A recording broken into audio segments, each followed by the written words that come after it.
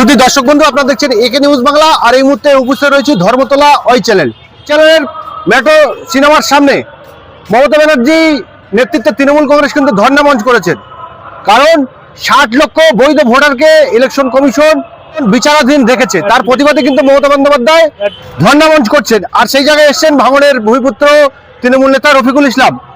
তৃণমূলের জন্মলগ্ন থেকে প্রথমে কিন্তু ভাঙড় থেকে বিধানসভায় বিধায়ক পাঠিয়েছিল ভাঙড়ের মানুষ। তারপরে 2011 সালে পাড়া পরিবর্তন হওয়ার পরে আমরা আর ভাঙড়ের ভূমিপুত্র কাউকে বিধানসভায় প্রবেশ করতে বা বিধায়ক হতে দেখিনি।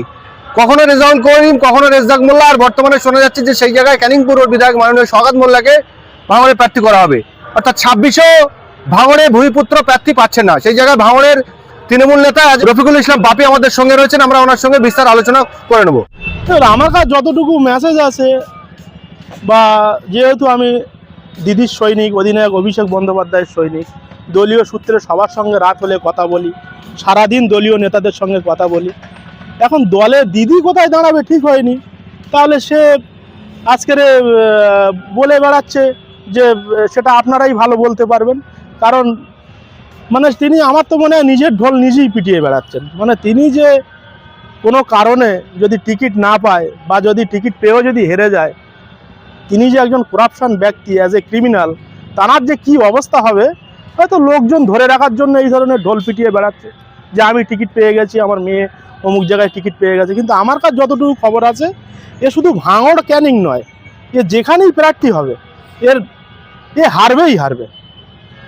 এ যদি ভাঙড়ে দাঁড়ায় তবুও হারবে, একে যদি ক্যানিংয়ে দেয় সেখান থেকেও হারবে। কারণ একে পরিষ্কার মানুষ একে কোনো কিছুতেই পছন্দ করছে না। আর যে কজন ভাঙড়ে 2-4 জন ওর পিছনে ঘুরছে, আপনারা দেখবেন যদি কোনো জায়গায় একটা ফোঁড়া হয় না, সেই ফোঁড়াটা যদি টিপে ধরায় সেটা কিন্তু খুব যন্ত্রণা করে। মানে সেই যন্ত্রণাই কিন্তু ওর পিছনে ছুটে বেড়াচ্ছে। অ্যাকচুয়ালি ভাঙড় 1 নম্বর বোলাকে নাম ধরে বললাম না, 3টে ব্যক্তি ছাড়া ভাঙড়ে ওর সংগঠন বলে কি জিনিস কোনো কিছুই নেই। ওর ভাঙড়ের মানুষ ওকে ঝেঁটা জুতো ছাড়া আর ওর জন্য নসিবি কিছু রাখেনি। ভোট তো দূরের কথা, ভাঙড়ের মানুষ যোগ্য ভূমিপুত্রর অপেক্ষায় আছে। এবং যোগ্য ভূমিপুত্র যদি ভাঙড়ের মানুষ পায়, ভাঙড় থেকে তৃণমূল কংগ্রেস জিতবে, এটা 100 গ্যারান্টি সহকারে বলছি। আপনার কথা থেকে পরিষ্কার হয়েছে, যদি সওগাত মোল্লা সাহেবকে ভাঙড়ে প্রার্থী করেন তাহলে আপনারা সমর্থন তো করবেন না, সেই সঙ্গে সঙ্গে আন্দোলনও করবেন। হ্যাঁ, আন্দোলন তো করবেই, আমরা ব্যক্তি বিরোধী আন্দোলনে যাব। একজন করাপশন ব্যক্তি, অ্যাজ এ ক্রিমিনাল, যে ক্যানিংটা জ্বালিয়ে হয়নি, এখন আমাদের ভাঙড় সুস্থ জায়গা, সেখানে আজকের একের পর এক খুন হয়ে যাচ্ছে, একের পর এক মানে বোমা বর্ষণ হচ্ছে। এই দিক থেকে ভাঙড়কে বাঁচাতে আমরা ব্যক্তি বিরোধী আন্দোলনে নামবো। আপনি বারবার বলেছেন যে ভাঙড়ে প্রার্থী হবে ভূমিপুত্র বিধানসভায়, কিন্তু আমরা দেখতে পাচ্ছি যে অনেকটা এগিয়েছে সওগাত মোল্লা, তিনি কিন্তু এবার ভাঙড়ে প্রার্থী হওয়ার সম্ভাবনা উজ্জ্বল। কি বলবেন? না, আমি কোথায় বললাম যে আমি ভূমিপুত্র প্রার্থী হবে? কারণ আমি অ্যাজ এ দিদির সৈনিক, অ্যাজ এ অভিষেক বন্দ্যোপাধ্যায়ের সৈনিক, ভাঙড়ের যারা তৃণমূল কর্মী তারা দাবি রেখেছে যে বারবার ভাঙড়ে বহিরাগতরা প্রার্থী হয়, ভাঙড়ে যেন 2026 নির্বাচনে ভাঙড়ের ভূমিপুত্র, যোগ্য ভূমিপুত্র যেন প্রার্থী হয়। তাহলে ভাঙড়ে কিন্তু তৃণমূল কংগ্রেসটা জিতবে। আর যেটা আমরাও বলে আসছি, যেটা আপনারা বারবার দেখছেন, কিন্তু আপনারা যে বলছেন যে দলীয় সূত্রে আগিয়ে আছে, কিন্তু দল তো এখনো কোনো কিছু ডিক্লিয়ার করেনি যে ভাঙড় থেকে কে প্রতিদ্বন্দ্বিতা করবে, মানে তৃণমূলের টিকিটে সে ভূমিপুত্র প্রতিদ্বন্দ্বিতা করবে না কোনো হারমাত প্রতিদ্বন্দ্বিতা করবে, এই নিয়ে তো দলীয় সূত্রে এখনো কোনো সংবাদ আমি পাইনি।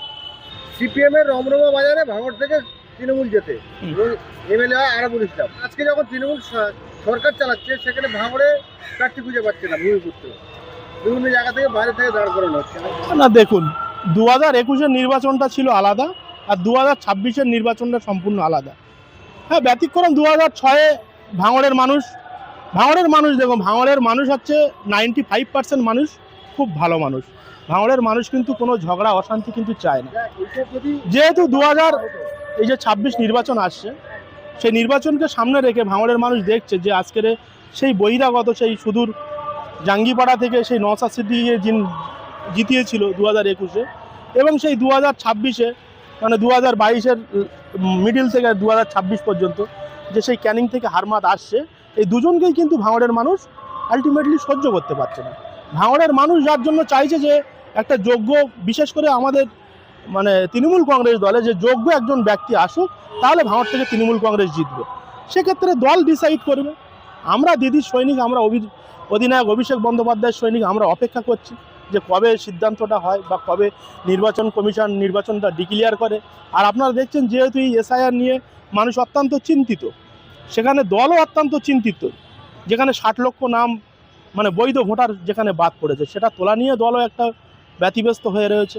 এবং যেখানে সবাই চিন্তিত, সেখানে চিন্তা চলছে যে কি করা যায়, যে এই আবহাওয়ায় কী করা যায়। তাহলে সেখানে কোনো হারমা দেশে সে ছড়াতেই পারে। দলীয় সূত্রে আমরা কোনো খবর পাইনি যে সে কোথায় দাঁড়াচ্ছে বা তার বিধানসভায় কে কোথায় দাঁড়াচ্ছে, এটা আমরা কিন্তু খবর পাইনি। সে যদি মানে নিজের ঢোল নিজে পিটিয়ে বেড়ায়, বলে যে আমি ভাঙড়ে দাঁড়াচ্ছি বা আমার মেয়ে ক্যানিংয়ে দাঁড়াচ্ছে, এটা তার ব্যক্তিগত ব্যাপার। কিন্তু দলীয় সূত্রে আমার কাছে যতটুকু খবর আছে, এরকম কোনো বার্তা এখনও নেই যে সে ওখান থেকে ক্যান্ডিডেট হচ্ছে। তবে যদি কোনো দল যদি এরকম কোনো ভুল সিদ্ধান্ত নেয়, সেখানে কিন্তু একটা দিক এসে যাচ্ছে, সেখানে ব্যক্তি বিরোধী ভোট হবে, দল বিরোধী কিন্তু হবে না। যে তৃণমূল বিরোধী ভোট, যে তৃণমূলের যে একটা বিরোধী থাকে, সেখানে কিন্তু গোটা ভাঙড়বাসী কিন্তু ব্যক্তি বিরোধী আন্দোলনে নেমে পড়বে। কারণ 26 বিধানসভা যদি শওকত মোল্লাকে প্রার্থী করে, শওকত মোল্লা বিরোধী করবেন, তৃণমূল বিরোধী করবেন না? আমরা দিদির সৈনিক আছে অভিষেক বন্দ্যোপাধ্যায় শুনে আমরা ব্যক্তি বিরোধী করব। কারণ সে আজকের ক্যানিংটা জ্বালিয়ে হয়নি, আজকের ভাঙড়ে যে আসার পরের থেকে যে এত অশান্তি, বারবার অশান্তি লেগেই রয়েছে, তাহলে সেখানে তো আমরা ব্যক্তি আক্রমণে যাবই। কারণ আমরা তাকে কোনো কিছুতেই, আমরা ভাঙড়ে টানার কোনো স্থান নেই।